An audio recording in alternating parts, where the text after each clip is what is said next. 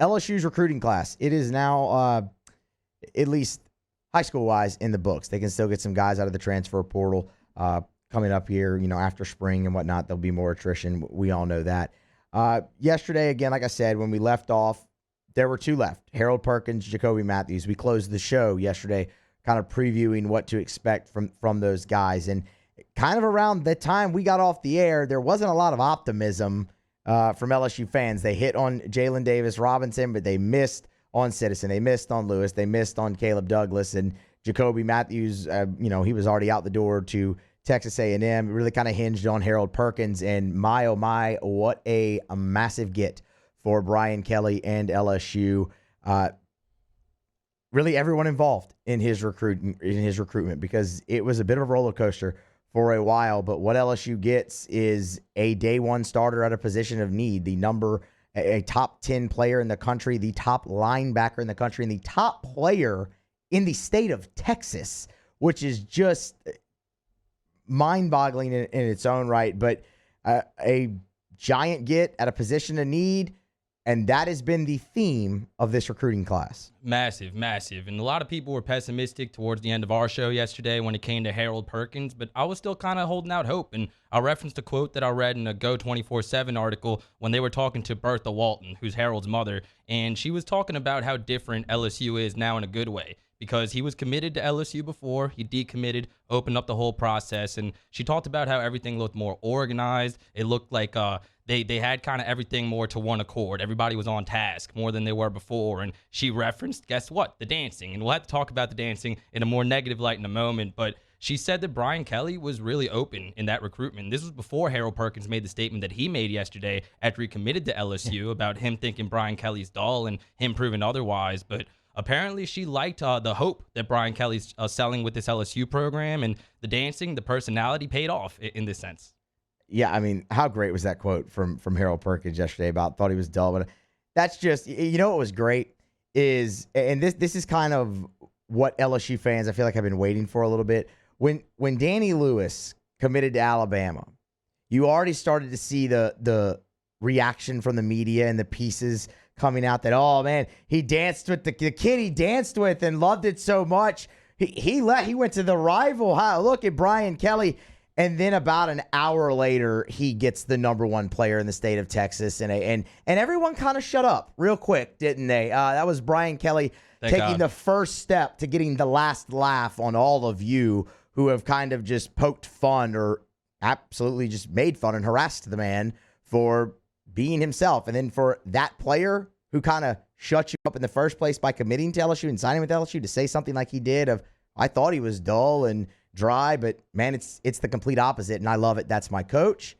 You love the sound of those crickets. For sure. And even if they didn't get Perkins, man, I don't think it would have been fair to say this was a bad class. You have to have some context. Brian Kelly took the job over 2 weeks before the first signing period. This program is in flux. He has a lot of work to do, right?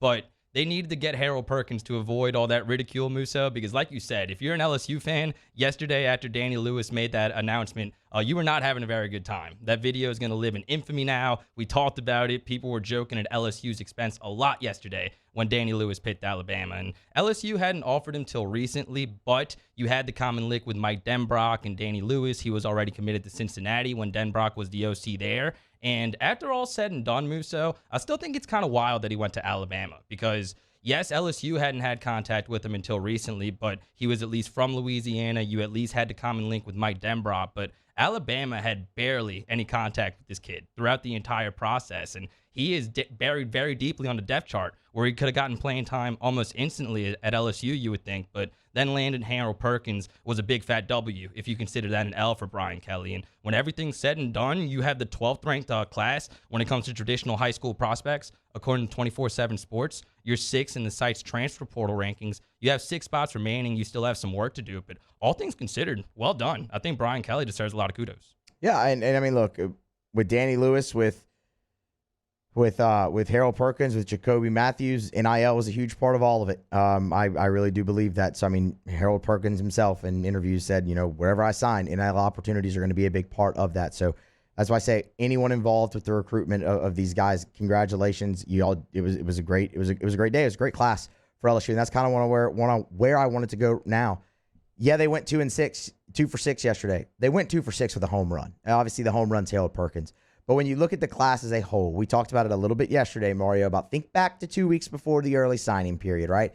Coaching change, decommitments, Brian Kelly, the staff isn't completely in place, things of that nature. And you come out of the early signing period feeling pretty good because foundational pieces, quality players at positions of need. That trend just kept continuing and kept continuing and kept continuing. That is what will define this class. When you look at a transitional year class, that's how I will always remember Brian Kelly's first class is they addressed positions of need with quality players, not just in high school, but in the transfer portal as well.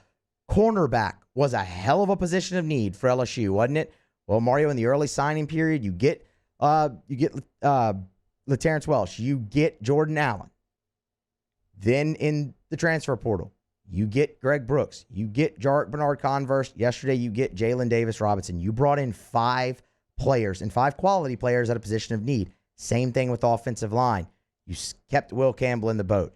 You got Emory Jones. You brought in Bo Bordelon, Miles Frazier, Tremont Shorts. 5 players at a position of need. Linebacker, Harold Perkins, Demario Tolan, West Weeks. You only got 3, but 2 of them are top 20 players at linebacker in the country. Both of those are your high school guys.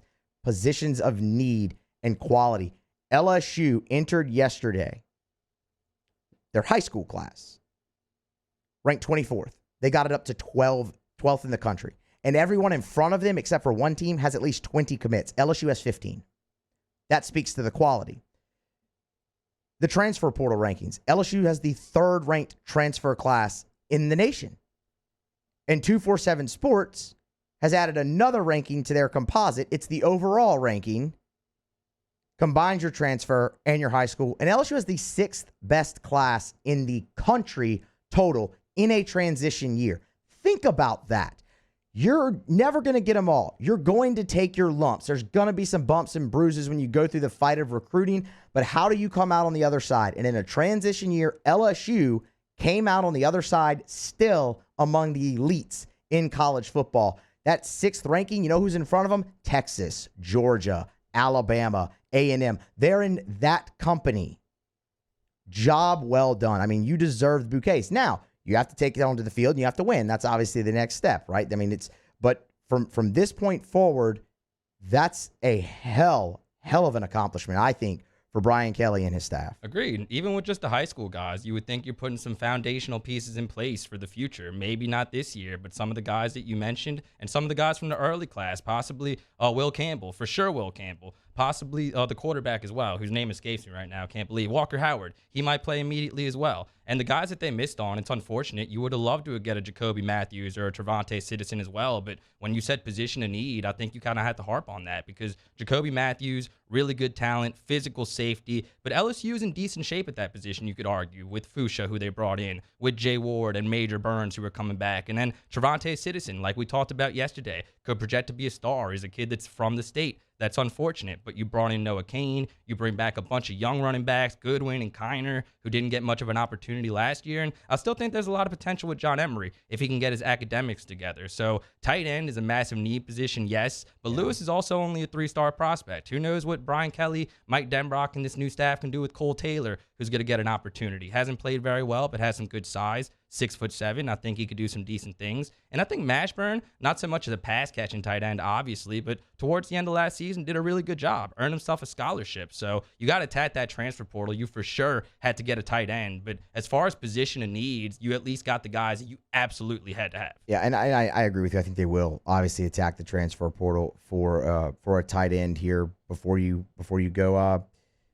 After spring ball, when more guys enter and there's more attrition. The one final thing I want to say that we kind of touched on yesterday is, especially with Perkins or Matthews or anyone, I thought you'd get a good gauge on where LSU was when it came to the NIL battle, because there was a lot of talk about LSU being behind, and while they started behind, they've made tremendous strides to land somebody like Perkins where it is that big of a deal.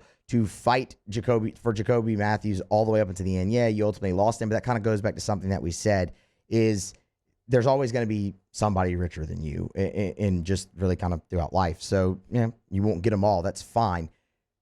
But I think LSU's trending upward. That's where my gauge is with that. They had a workshop last night for business owners in Louisiana to attend and get more organized. And as LSU gets more organized, I think you see them continue to trend up there. So I actually think LSU's in a very good spot after this. After watching them go through this signing period, starting behind the 8 ball and making up ground as quickly as they did for business owners to organize and come and help bring kids here, help get kids to stay at LSU. Now you turn your focus towards 2023. And I think if LSU continues to trend upward, you're going to see more kids stay home again. That was a bit of a, this year. LSU only ended up with, I believe, 3 of the top 10 players in the state of Louisiana, which rarely ever happens. That's going to get fixed. And I think NIL is obviously going to be a big part of that.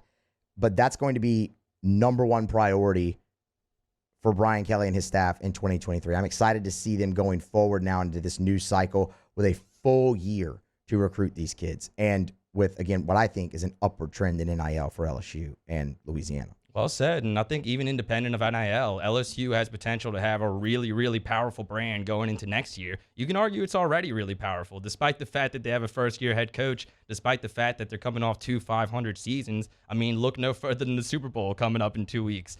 Harold Perkins talked about growing up watching Odell and Jamar and Patrick Peterson and some of these guys that came to LSU. Now, Brian Kelly needs to go out and have a decent season next year. He's facing a new challenge, obviously, coming from Notre Dame to LSU, but there's lots of potential for the brand for LSU, and the brand looks pretty good right now. And one more thing I had to say before we go to break, said it quickly yesterday, I'll give Frank Wilson a lot of credit when it comes to Harold Perkins specifically. And a lot of people, myself included, I didn't love the dismissal of Corey Raymond. I didn't love the dismissal of Andre Carter, the defensive line coach, but hiring Frank Wilson made up for all of that when it comes to me and what I think of Brian Kelly going into his first year, because not only does he have the power, here in Louisiana, the knowledge, the track record, but also spending the time he did in Texas as the head coach at Texas San Antonio. I think he has some pull in that state as well. So bringing him back, his recruiting prowess on top of what he does on the field coaching was huge for LSU, and I think you saw that play out in this recruiting process.